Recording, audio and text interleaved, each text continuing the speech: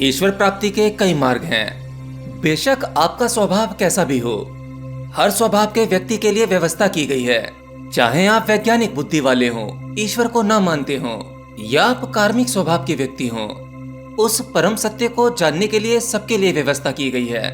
कोई वहां संघर्ष करके पहुंचता है, तो कोई भक्त प्रेम में डूबकर बस यूं ही पहुंच जाता है। पिछली वीडियो में मैंने भक्ति योग के बारे में बताया था, जिसमें कोई संघर्ष नहीं, केवल समर्पण है। परंतु दुविधा यह है, आपका मार्ग कोई भी हो, चाहे भक्ति मार्ग हो, कर्म मार्ग हो या ज्ञान मार्ग हो, परमात्मा प्राप्ति के इन सभी मार्गों में एक सबसे बड़ी बाधा होती है, जिससे निकल पाना सबसे मुश्किल कार्य है। आत्मा की खोज में आने वाली कुछ समस्याओं के बारे में तो आप जानते ही होंगे, जैसे काम, क्रोध, लोभ, मोह, अहंकार, ईर्ष्या। ये इतने सारे विकार जिनसे बच पाना इतना सरल नहीं है। हमें छोटा सा जीवन मिलता है, जीवन मिलता है स्वयं को जानने के लिए। परंतु इस संसार में आने के बाद जैसे हमारी समझ डेवलप होती है, वैसे वैसे ये सभी समस्याएं या कहूँ ये सभी बीमारियां हमें चारों ओर से घेर लेती हैं। पर अब सवाल ये उठता है, क्या अपने एक ही जन्म में इन सब से मुक्त होने का कोई उपाय नहीं है? देखिए, आपको इसे समझना होगा। हमने भी आपको जितने भी विकारों के बारे में बताया, ये अनेक विकार नहीं है, ये एक ही सबसे बड़े विकार के अलग अलग नाम हैं। हम सब इसी बात से चिंतित रहते हैं कि हमारे अंदर इतने सारे विकार हैं, मैं किन किन से निपटूं, किन किन से कैसे कैसे मुक्त हुआ जाए। आप हर एक विकार का यानी हर एक बीमारी का अलग अलग इलाज ढूंढते हैं, अलग अलग उपाय करते हैं, जिसके चलते आप अपने विकारों में और अधिक उलझ जाते हैं। तो मनुष्य की बीमारी तो केवल एक ही है। अब चाहे उसे अज्ञान कहो, क्रोध कहो, लोभ कहो या अहंकार कहो, बीमारी केवल एक ही है, नाम अनेक हैं। ये सब एक ही बीमारी में से निकली हुई अलग अलग शाखाएं हैं। तो इन सभी बीमारियों को जन्म देने वाले का अगर एक ही नाम देना हो, तो अहंकार सबसे उचित नाम है। क्योंकि इस मैं भाव से या कहूं कर्ता भाव से ही सब कुछ पैदा होता है। मैं भाव से मेरा पैदा होता है, और इस मेरे से ही सब कुछ बंधता चला जाता है। इस मैं भाव से ही हम छोटी छोटी बातों पर क्रोधित हो जाते हैं। इसी मैं भाव से दूसरों के प्रति ईर्ष्या या निंदा पैदा होती है।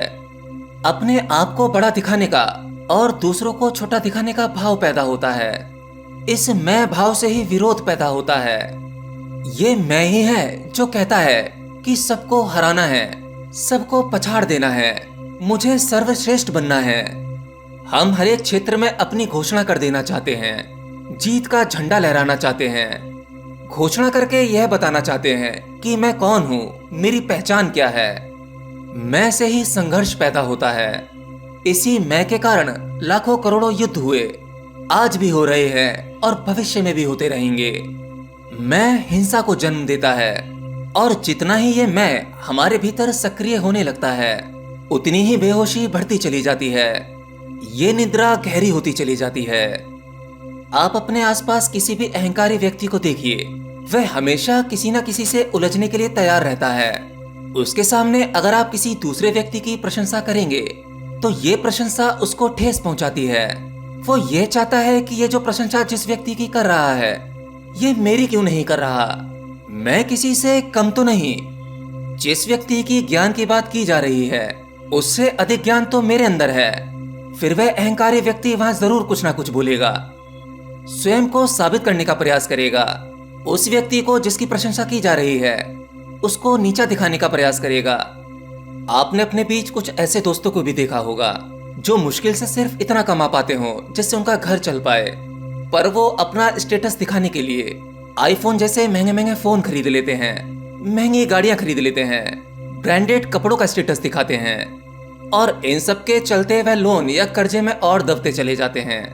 इन सब से उनकी समस्याएं कम नहीं होती, बल्कि और अधिक बढ़ जाती हैं। तो यहाँ सब अपने आप को महान दिखाने की दौड़ में दौड़े जा रहे हैं। तो अहंकार सबसे बड़ी बाधा है, और इस सबसे बड़ी बाधा का एक ही काट है, या कहूँ इस बीमारी का एक ही इलाज है, जो है समर्पण।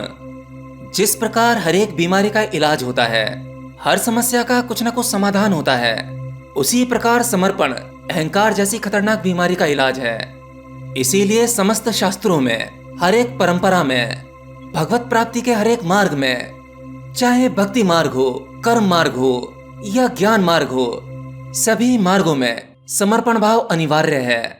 तुम किसी भी मार्ग में कितनी ही अधिक साधना क्यों ना कर लो, कितना ही गहरा क्यों ना उतर जाओ, अगर समर्पण भाव नहीं है तो तुम उस परम सत्य को नहीं जान पाओगे, क्योंकि तुम्हारा अहंकार ही दर्शाता है कि तुम बड़े हो। और जब तुम स्वयं ही बड़े हो, स्वयं ही महान हो, तो भला तुम्हें वह परम महान सत्य क्यों मिलेगा। समर्पण का अर्थ होता है कि तुमने अब इस मैं भाव को छोड़ दिया है। तुम अपने ज्ञान को, बुद्धि को, मन को और इस अहंकार को समर्पित कर देते हो, अर्थात इसे त्याग देते हो। इतना ही नहीं, आपको अपने अतीत को भी समर्पित करना होगा। वहां तुम अपने अतीत को भी नहीं ले जा सकते, क्योंकि तुम्हारे अतीत में बहुत से अहंकार रहे होंगे, बहुत से मैं रहे होंगे, तो अपना अतीत भी विसर्जित करना होगा।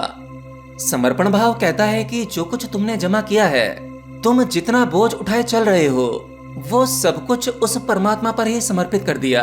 अब तुम हल्के हो गए, और इस हल्केपन में आप अपने आप को बिल्कुल नया सा पाओगे, मानो जैसे आपका नया जन्म हो गया हो।